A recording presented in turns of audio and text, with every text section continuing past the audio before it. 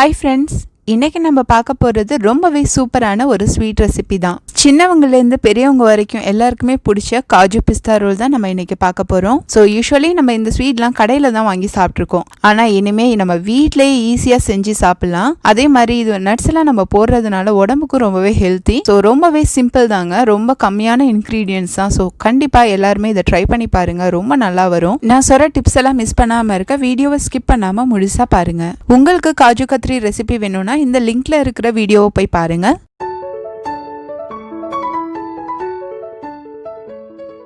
Hi friends, இன்னைக்கு வீடியோக்குள்ள போறதுக்கு முன்னாடி என்னோட சேனலை நீங்க சப்ஸ்கிரைப் பண்ணலனா ப்ளீஸ் சப்ஸ்கிரைப் பண்ணுங்க. நான் புதுசா அப்லோட் பண்ற வீடியோ உங்களுக்கு உடனே தெரியணும்னா பெல் ஐகானை கிளிக் பண்ணுங்க. இந்த வீடியோ உங்களுக்கு பிடிச்சிருந்துச்சுனா லைக் பண்ணுங்க, உங்க ஃப்ரெண்ட்ஸ் கூட ஷேர் பண்ணுங்க. ஸோ ஃபஸ்ட்டு நம்ம என்ன பண்ண போகிறோம்னா பிஸ்தா லேயர் தான் ரெடி பண்ண போகிறோம். ஸோ பிஸ்தா லேயருக்கு என்னென்ன பொருள் தேவை அப்படின்றத பார்த்துக்கலாம். ஃபஸ்ட்டு நம்ம பிஸ்தாவை நல்லா கிரைண்ட் பண்ணி எடுத்துக்க போகிறோம். இதுக்கு வந்துட்டு தண்ணி இல்லாத ஜாரில் பிஸ்தா போட்டு நல்லா கிரைண்ட் பண்ணிக்கோங்க. எந்த நட்ஸ் அரைக்கிறதா இருந்தாலும் ரொம்ப நேரம் கண்டினியூஸாக அரைக்காதீங்க, கொஞ்சம் கொஞ்சமாக விட்டு விட்டு அரைங்க. அப்போ தான் அது பவுடராக வரும். இல்லாட்டினா அதுலேருந்து ஆயில் கண்டென்ட் வெளில வந்து பசை மாதிரி ஆகிடும். அதனால் பார்த்து பவுடர் மாதிரி அரைச்சி எடுத்துக்கோங்க. நெக்ஸ்ட்டு நம்ம சுகரை அரைச்சி எடுத்துக்கலாம். ஸோ சுகர் அரைக்கும் போதே நம்ம ஏலக்காய் பவுடர் இல்லாட்டினா ஏலக்காவை போட்டு கூட நம்ம அரைச்சி எடுத்துக்கலாம். ஸோ இதை நல்லா பவுடராக அரைச்சி எடுத்துக்கோங்க.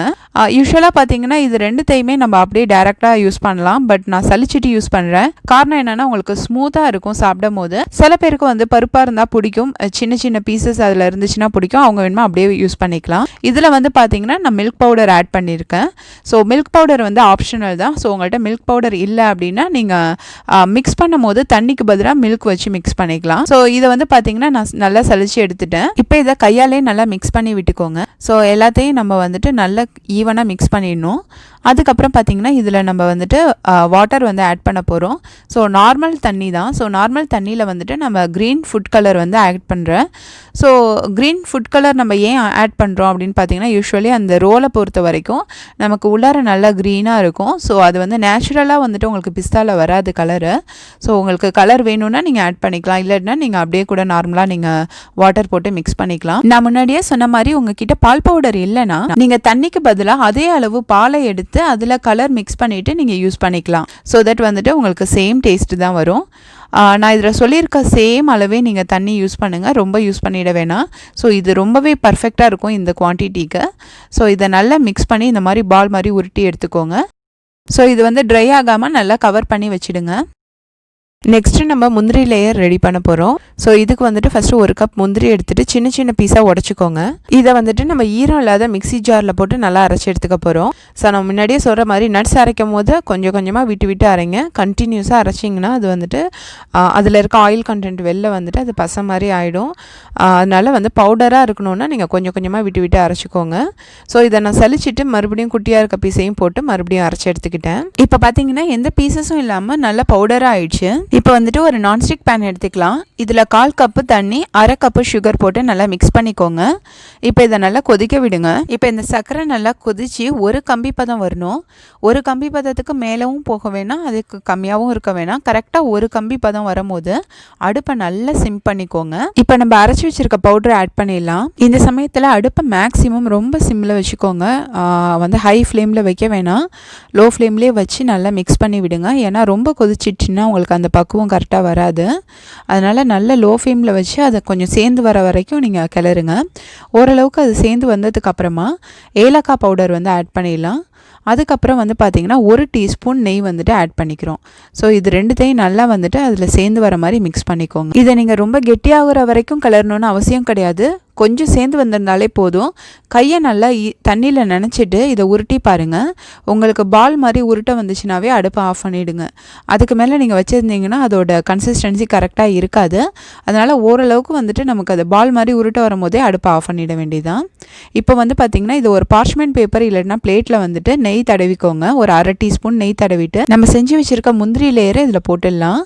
இதை வந்து பார்த்திங்கன்னா நல்லா சூடாக இருக்கும். இதை வந்து கொஞ்சம் ஆற விட போகிறோம். ரொம்ப ஆறணும்னு இல்லை, லைட்டாக கொஞ்சம் ஆற விடணும். நம்ம கையால் இதை பிசைகிற அளவுக்கு ஆற விடணும். ஸோ இது மேலே வந்துட்டு ஒரு 1/2 டீஸ்பூன் நெய் தடவிட்டு இதை நல்லா கவர் பண்ணி வச்சுடுங்க. அப்போ தான் ட்ரை ஆகாமல் இருக்கும். இப்போ இது ஆறிடுச்சு. இப்போ வந்து பார்த்திங்கன்னா நம்ம நல்லா இதை பிசைஞ்சு எடுத்துக்க போகிறோம். கையாலேயே வந்துட்டு நல்லா நம்ம சப்பாத்தி மாவு பிசைகிற மாதிரி நல்லா பிசைஞ்சு எடுத்துக்கோங்க. ஸோ இந்த மாதிரி நல்லா பிசைஞ்சிட்டு ஒரு பால் மாதிரி உருட்டிக்கோங்க. ஸோ இதை வந்துட்டு நம்ம சப்பாத்தி போடுற மாதிரி போட்டுக்க போகிறோம். சப்பாத்தி அளவுக்கு ரொம்ப தின்னா இல்லாமல் ஓரளவுக்கு கொஞ்சம் திக் லேயராகவே போட்டுக்கலாம். ஸோ இதே வந்துட்டு நம்ம காஜு கத்ரி பண்ணுறோம் அப்படின்னா வந்துட்டு இன்னும் கொஞ்சம் திக்கான லேயராக போடணும். நம்ம பிஸ்தா ரோல் பண்ணுறதுனால காஜு பிஸ்தா ரோல் பண்ணுறதுனால கொஞ்சம் வந்துட்டு தின்னான லேயரே ஓகே தான். இதை வந்து பார்த்திங்கன்னா நான் எட்ஜஸ் வந்து கட் பண்ணுறேன். இது வந்து கம்பல்சரி கிடையாது, உங்களுக்கு வேணும்னா நீங்கள் அப்படியே கூட பண்ணலாம். ஸோ நான் வந்துட்டு ஷேப் நல்லா வரணும் அப்படின்றதுக்காக எட்ஜஸை கட் பண்ணிக்கிறேன். இப்போ நம்ம ஆல்ரெடி ரெடி பண்ணி வச்சுருக்க பிஸ்தா லேயரை வந்துட்டு நல்லா உருட்டி எடுத்துக்கோங்க. இதை நம்ம ஸ்ப்ரெட் பண்ணி வச்சுருக்கிற முந்திரி லேயரில் வந்து வச்சு உருட்டி எடுத்துக்கணும். ஸோ இது வந்து பார்த்திங்கன்னா ஒரு ரோல் மாதிரி வரணும். அதனால நம்ம வந்துட்டு ஒரு ஓரத்தில் வச்சு அப்படியே ரோல் பண்ணி எடுத்துக்க போகிறோம். இது வந்து ஃபஸ்ட்டு இனிஷியலாக வந்துட்டு கொஞ்சம் திக்காக இருக்கிற மாதிரி இருக்கும். நம்ம இந்த மாதிரி உருட்டி உருட்டி அதை வந்து நம்ம சின்னதாக மாற்ற போகிறோம். ஸோ இப்போ பார்த்திங்கன்னா வந்துட்டு இன்சைடில் வந்துட்டு நமக்கு பிஸ்தா ரோல் இருக்கும், அவுட்டரில் வந்துட்டு காஜுவோட அந்த முந்திரி லேயர் வந்துட்டு நமக்கு அவுட் சைடில் இருக்கும். ஸோ இவ்வளோ திக்காக இருக்கிறத நம்ம உருட்டி உருட்டி நம்ம சின்ன பீசஸாக கொண்டு வர போகிறோம். ஸோ இதே மாதிரி கையை வச்சு நீங்கள் நல்லா வந்துட்டு ரோல் பண்ணிகிட்டே இருந்தீங்கன்னா இந்த மாதிரி குட்டியாக வந்துடும். இப்போ உங்களுக்கு எந்தெந்த சைஸில் தேவையோ அந்த மாதிரி நீங்கள் கட் பண்ணி எடுத்துக்கலாம். ஸோ இப்போ பார்த்தீங்கன்னா நம்மளோட காஜு பிஸ்தா ரோல் ரெடி ஆயிடுச்சு. ரொம்பவே சூப்பராக இருக்குங்க. நம்ம கடையில் வாங்குறத விட பார்த்திங்கன்னா ரொம்பவே ஃப்ரெஷ்ஷாக டேஸ்டியாக ரொம்பவே நல்லா இருக்கும். காரணம் பார்த்திங்கன்னா நம்ம வந்துட்டு வீட்டிலே ஃப்ரெஷ்ஷான வந்துட்டு நட்ஸ் எல்லாத்தையும் யூஸ் பண்ணி நம்ம பண்ணுறதுனால ரொம்பவே ஃப்ரெஷ்ஷாகவும் டேஸ்ட்டாகவும் இருக்கும். ஸோ நான் வந்து பார்த்திங்கன்னா எட்ஜஸ் கட் பண்ணேன்னா அந்த எட்ஜஸை யூஸ் பண்ணி நான் வந்து காஜு கத்ரி ரெடி பண்ணிட்டேன். நம்மளோட காஜு பிஸ்தா ரோலோட அவுட்டர் லேயரும் காஜு கத்ரியும் ஒரே ரெசிபின்றதுனால அதோட பேலன்ஸை நம்ம இந்த மாதிரி கூட யூஸ் பண்ணிக்கலாம். ஸோ கிட்டத்தட்ட இது 2-in-1 ஸ்வீட்னு கூட நீங்கள் சொல்லலாம். ஒரே இதில் சமயத்தில் நீங்கள் 2 ஸ்வீட் வந்துட்டு ரொம்ப ஈஸியாக செஞ்சிடலாம். ரொம்ப டேஸ்ட்டாகவும் இருக்கும். கண்டிப்பாக இதை நீங்கள் வீட்டில் ட்ரை பண்ணி பாருங்கள். உங்களோட கமெண்ட்ஸை எனக்கு கீழே சொல்லுங்கள். தேங்க்ஸ் ஃபார் வாட்சிங் my video. Thanks for your love and support.